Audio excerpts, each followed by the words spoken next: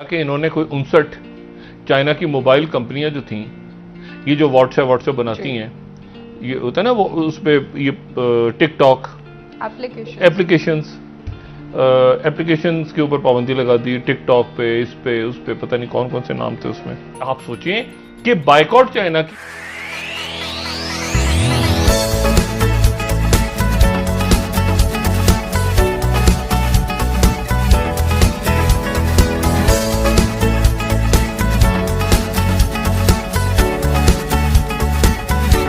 एक बड़ा कमाल हुआ। एक तो मीटिंग आज वो बिल्कुल ही जबरदस्त हो गई, भारत और चीन के हाँ वो फजूल मीटिंग होगी। इन्होंने क्या किया, अपनी तरफ से छोटी छोटी चालाकियां ये यूरेशियन टाइम्स से खबर लगाएं। इन्होंने एक तो वो बड़ा डराने की कोशिश की।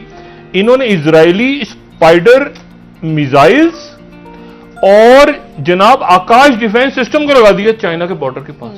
यार क्या बेचते हो तुम, क्या हरकतें क्या कर रहे हो। इजराइल को भी खींच लिया बीच में, उधर नेतन्याहू जबरदस्त हुआ है। अच्छा, इजराइल को भी खींच लिया। एक इन्होंने अपने बनाए हुए आकाश मिसाइल सिस्टम वो ले गए लद्दाख के इलाके में। उसके बारे में कहते हैं कि सरफेस टू एयर है, 30 किलोमीटर का है, ब्ला ब्ला ब्ला जो भी है, और वहां पर इन्होंने पहुंचा दिए आकाश सिस्टम। लेकिन उसके साथ ही क्या किया कि सिर्फ आकाश को नहीं पहुंचाया, बल्कि साथ ही इन्होंने कहा कि जी हमने जो स्पाइडर सिस्टम है, स्पाइडर को पूरे मुल्क में जो अहम तंसीबात हैं, अब ये बड़े खौफनाक, यानी इसका मतलब दिल्ली में इधर उधर इनको खतरा है।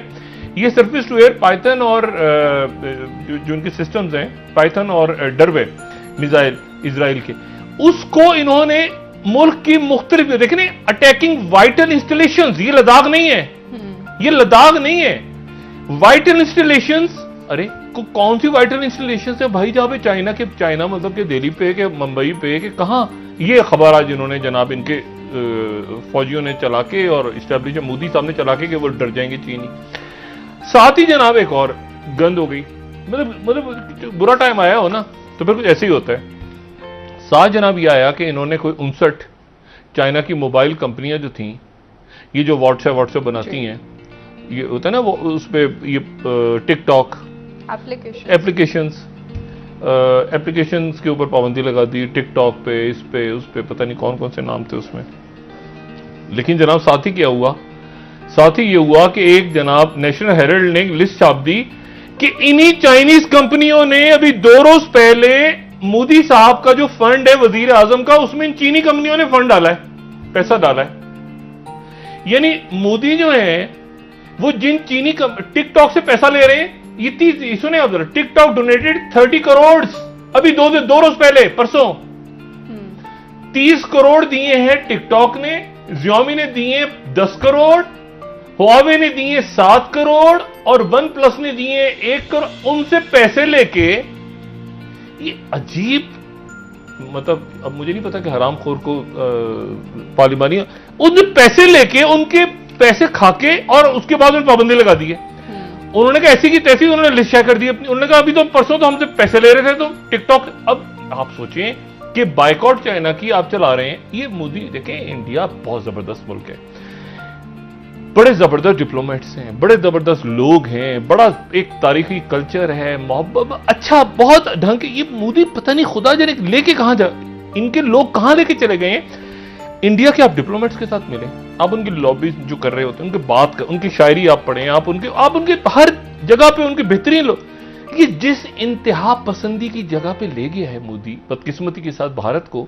अच्छा, अब डबल गेम, टिकटॉक पे पाबंदी, तो टिकटॉक से पैसे क्यों लिया उन्होंने, जनाब लिस्ट निकाल दी। अच्छा, ये कह रहे हैं कि वो सोनिया गांधी और राहुल गांधी भी लेते थे, वो भी लेते होंगे, मगर मसला ये वो तो लेते थे, आपने कोस रहे, आपने के चक्कर में ले लिए पैसे, चाइनीज फर्म से पैसे ले लिए और पैसे लेके उसके बाद कहा कि जी ये हम राशन और ये और फलाना डिमाकना करेंगे, और उन्हीं कंपनियों से लिए, उन कंपनियों ने नाम दे दिया किसी चाइना ने। तो अब मसला ये है कि अब हो गया मामला खराब, दो तरफ खराब हो गया मामला। और ये दोनों जो लोग हैं ये हैं अमेरिका के खास लोग। नहीं, नेतन्याहू का तो देखें, उनका तो एक रिलीजियस मामला है। मैं वो कल इसे तफसील से बताऊंगा। खबर भी आई है कि नेतन्याहू ने कैंसिल किया। इंडियन एक्सप्रेस ने क्या लिखी, दुख भरी कहानी। इंडियन एक्सप्रेस का ये जो आर्टिकल है, ये पढ़ के आप यकीन करें कि आदमी का दिल चाहता है बंदा रोए। वो कहते हैं कि फॉर्मर एनएसए बोल्टन की जो किताब है, उस किताब में बहुत सवाल उठ गए इंडिया की नेशनल सिक्योरिटी के बारे में। और सवाल क्या उठे? वो ये कहते हैं कि इस किताब में अगर आप इंडियन रीडर हैं तो it's sobering to note that India is mention on precisely 10 pages. सिर्फ 10 सफों पे, इतनी मोटी किताब है, को पता नहीं कितने सफों की, 10 दफा सिर्फ इंडिया का जिक्र है।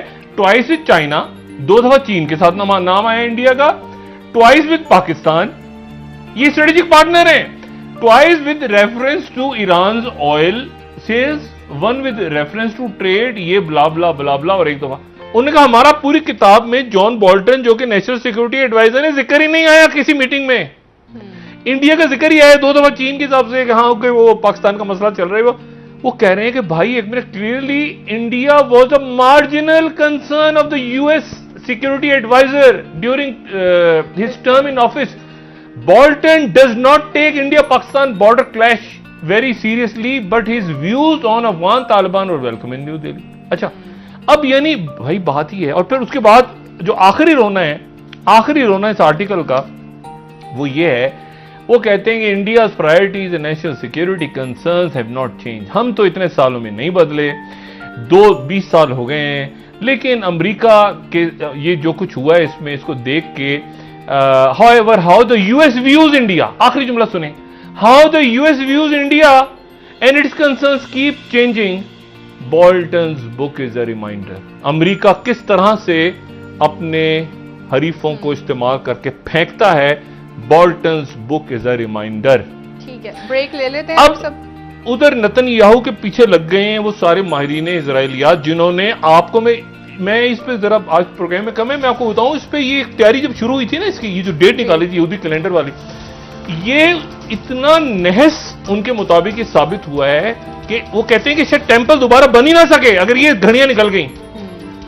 वो कहते हैं कि शायद ये तीसरी दफा जो किंग डेविड और जो भी उनके मामला थी हो ही नहीं सके अगर ये घड़ियां निकल गई। इसके ऊपर पूरा काम हुआ है। अमेरिका ने इंतहाई करीबी अपने इत्तेहादी ममालिक इजराइल और भारत को बहुत मुश्किल हालात में पीछा छोड़ दिया, उनका साथ छोड़ दिया, और जो उनके साथ वादे किए थे वो वादे पूरे नहीं कर। देखें, मैं सिर्फ यहाँ पे एक बात को दोबारा दोहराना चाहूंगा। उसकी वजह यह है कि आज का वॉशिंगटन पोस्ट है और उनका मेन स्ट्रीम यानी न्यूयॉर्क टाइम्स, वॉशिंगटन पोस्ट। अब ये जो जॉन हैगी है ना, जो उनके CUFI के, जिससे खिताब किया है नेतन्याहू ने कल रात को और कहा है कि जरूर बनेगा, इनका जो आज का आर्टिकल है ना, मेन स्ट्रीमिंग ऑफ क्रिश्चियन ज़ायनिज्म, अच्छा उसका इस बराह करम इस पैराग्राफ को जो है ना, ये वो पैराग्राफ जिसका मैं जिक्र करता रहा हूं और ये मेन स्ट्रीम वॉशिंगटन पोस्ट में लिखा है। वो कहते हैं कि जो मॉडर्न इवेंजलिकल्स हैं वो बिलीव करते हैं कि United States has a divinely sanction mission to secure the state of Israel, यानी इजराइल नहीं, अमेरिका को ये खुदा की तरफ से उनके मुताबिक ये जिम्मेदारी दी गई है कि वो इजराइल की हिफाजत करेंगे। और फिर वो ब्लैकस्टोन के पेपर्स लेकर आते हैं जो 1870 में या जब भी लिखे गए थे, 1878 में गालिबन, वो जो जिनको मैं कोट करता हूं अपने प्रोग्राम से। अब ये वो बात है जो वहां का मेन स्ट्रीम मीडिया कर रहा है। और आगे जाके फिर उसके बाद वो जो जीसस इज कमिंग वाला पैराग्राफ है, वॉशिंगटन पोस्ट का अगला जो पैराग्राफ है, उसमें वो कहते हैं कि फ्यूचर इवेंट्स में return of Jews to the land that was then Palestine, यानी हम भी तो इसी का, मैं भी तो एंड ऑफ टाइम यही तो है ना। और फिर उसके बाद जो है वो इससे पहले वाला अगर पैराग्राफ देखें तो उसमें वो जो स्लाइड निकल गई है, वो कह रहे हैं कि Israel will play a central role in final events of earth history. ये आप देख रहे हैं जी जी, यानी एंड ऑफ टाइम्स, ये फाइनल, ये वो बात है जो वो करते हैं, वो उनका ख्याल है। और फिर उसके बाद वो इसमें आगे जब जा रहे हैं, वो जो दूसरी स्लाइड थी उसमें वो लिख रहे हैं कि रैप्चर होगा, रिटर्न ऑफ ज्यूज होगा, मीनिंग क्रिश्चियन बिलीवर जो होंगे। और फिर वो एंटी क्राइस्ट का जब नाम, एंटी क्राइस्ट का जिक्र वो करते हैं, तो यहाँ उनकी एंटी क्राइस्ट जो कहते हैं, एंटी क्राइस्ट आके मिडिल ईस्ट के ऊपर पूरे इस इलाके पे वो जो है वो कब्जा कर लेंगे। तो उनके लिटरेचर में जब एंटी क्राइस्ट का लफ्ज इस्तेमाल होता है तो वो उनका इशारा इमाम मेहदी की तरफ होता है। अच्छा, अब मामला ये है कि वो उनकी डेट है, वो उनकी डेट्स हैं और उसकी कैलकुलेशन है, इस बाद में जिक्र करूंगा मैं क्योंकि अभी वक्त कम है। असल बात यह है कि आज की तारीख निकल गई। अच्छा, अगर अब अभी भी वहां पे वक्त है, मुजाहरे सड़कों पे शुरू हो गए। और नेतन्याहू की तरफ से ये जो बयान आया है ना, ये एक अजब सा बयान है, क्योंकि जो उनके जो डेविड फ्रीडमैन है, जो कि अमेरिका के सफीर हैं तल अवीव में, वो इसके खिलाफ थे कि ये ऐलान किया जाए।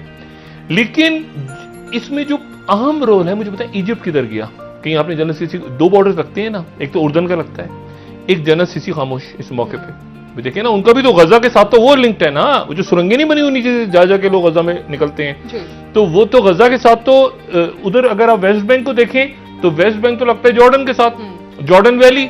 लेकिन जो गजा है जहां पे हमास है, वो तो लगता है बॉर्डर इजिप्ट के साथ, जिसपे पाबंदी भी लग गई थी। और जब मुर्सी गए थे तो आपको याद होगा इजिप्ट के थ्रू गए थे। तो अब मसला यह है कि अब अगर वो डेट गुजर जाती है और ऐलान नहीं होता, तो फिर उसके क्या असरात होंगे।